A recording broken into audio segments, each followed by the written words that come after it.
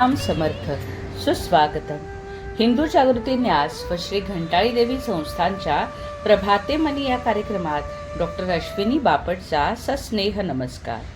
श्री ब्रह्मचैतन्य महाराज गोंदवलेकर प्रवचने 2 ऑक्टोबर. सगुण भक्ती. सर्वाभूती भगवंत आहे याची खात्री पटायच्या आधी तो माझ्यात आहे हे पटले पाहिजे. सोन्याचा दागिना मला सोने भेटवा असे म्हणत नाही, त्याप्रमाणे मला भगवंत बाहेरून कोठून आणायला भेटवायचा आहे असे समजू नका. तो आपल्या जवळच आहे. मनुष्य बोलतो तसा जर वागला तर त्याची प्रचिती आल्याशिवाय राहणार नाही. मी कुणाचा आहे हे जर जाणले तर मी कोण हे कळायला वेळ लागायला नको. सत समागम केला म्हणजे मी कोण आहे हे कळते. साक्षी रूपाने नटलेला जो मी त्याला पाहायला जंगलात जायला नको. माझे पण सोडावे म्हणजे मीच अबोध होतो. भगवंत चोहीकडे भरलेला आहे असे आपण नुसते तोंडाने म्हणतो, पण त्याचप्रमाणे आपण वागत नाही हे आपले चुकते. भगवंत माझ्यात आहे तसाच तो दुसऱ्यातही आहे हे आपण सोयीस्कर विसरून जातो.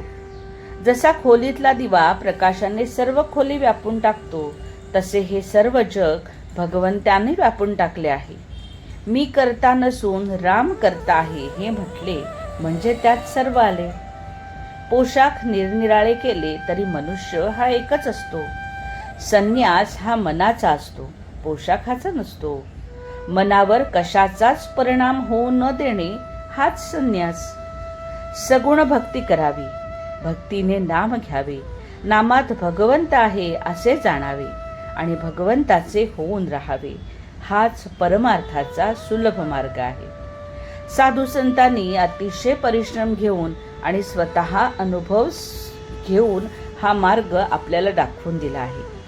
आपले ज्याच्याशी साम्य आहे त्याच्याशी आपली मैत्री जमते. आपण देही असल्यामुळे आज आपला देवही आपल्यासारखाच पण त्याच्याही पलीकडे असणारा असा पाहिजे. अशा प्रकारचा देव म्हणजे सगुण मूर्ती होय. लहान मुलगा एखाद्या वस्तूसाठी हट्ट करू लागला की आपण त्याच्या पुढे त्या वस्तूसारख्या इतर पण बाधक नसणाऱ्या वस्तू देतो.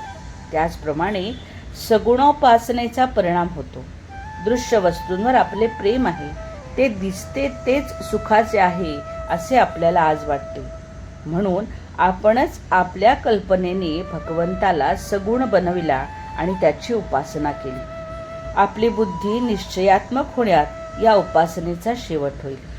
आग्रह आणि प्रेम फक्त भगवंताच्या ध्येयाबद्दल असावे. इतर ध्येये असावी पण त्याचा आग्रह नसावा. प्रपंचामध्ये व्यवहार होत असताना भगवंतापासून जेव्हा वृत्ती हालत नाही तेव्हा तिला सहज समाधी असे म्हणतात. सहजपणाने जगणे म्हणजे सहजपणातून वेगळे न राहणे हीच सहज समाधी होय. राम सर्व करतो आणि राम माझा दाता आहे ही भावना ज्याची स्थिर झाली त्याच्यावर भगवंताची कृपा झाली असे समजावे. ज्याच्या जन्माचे सार्थक झाले हे सांगणे वेगळे गरजेचे नाही. बोधवचन. नाम घेताना स्वतःचा विसर पडणे ही सर्वोत्कृष्ट समाधी होय. नामात स्वतःला विसरण्यास शिकावे. आजचा हिंदू कर्तव्य दिनविशेष 2 ऑक्टोबर. सर्वपित्री अमावस्या, पितृविसर्जनी अमावस्या, गजछाया योग. महालयातील सर्वात महत्त्वाचा श्राद्ध दिवस. महारथी कर्ण स्वर्गात गेल्यावर त्याला सुवर्ण भोजनाचे दान दिले गेले. याचे कारण त्याने इंद्राला विचारल्यावर तू फक्त सुवर्ण दान केलेस, पितरांना अन्नदान केले नाहीस असे उत्तर मिळाले. कर्णाने जी 15 दिवसाची मुदत मागितली तो हा पितृपक्ष होता. या काळात कर्णाने पुनश्च पृथ्वीवर येऊन 15 दिवस पितरांसाठी तर्पण केले. पंचबली म्हणजे गाय, कुत्रा, कावळा, देव आणि मुंग्या किंवा कोरांना दान करावे. सायंकाळी 2, 5, 16 दीप लावावेत. गीतेचा 7वा अध्याय मार्कंडेय पुराणातील पितृस्मृती म्हणावी. गोवऱ्या पेटवून तूप गूळ भात अशी आहुती द्यावी. गजछाया योग हा योग केवळ पितृपक्षात होतो आणि प्रत्येक वर्षी होत नाही. हा योग 2 प्रकारे होतो. पितृपक्षात अश्विन कृष्ण त्रयोदशीला सूर्य हस्त नक्षत्रात व चंद्र मघ नक्षत्रात असेल तेव्हा, अश्विन अमावास्येला सूर्य व चंद्र दोघेही हस्त नक्षत्रात असतील तरच हा योग येतो. या योगाचा उल्लेख स्कंद, अग्नी, मत्स्य, वराह या पुराणात व महाभारतात आहे. या योगावर पितरांचे श्राद्ध केल्यास पितर किमान 13 वर्षे तृप्त राहतात.